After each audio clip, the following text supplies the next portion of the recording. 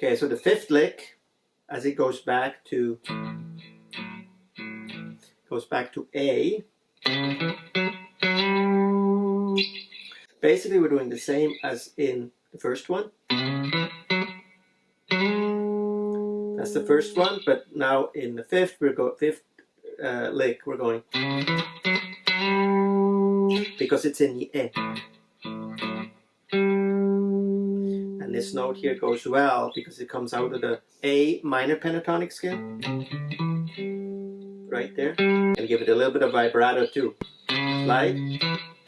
And a vibrato. And then the sixth, because we're in A, the A bar chord is here. And on the 9th fret, the D-shaped chord on the 9th fret is also A. So we're playing that D7 shape, but we're actually playing an A7 down here, right? So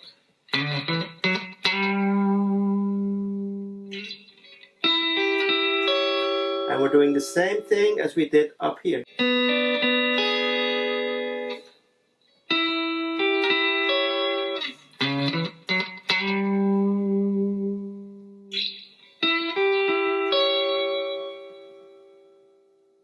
So that's the 6th lick.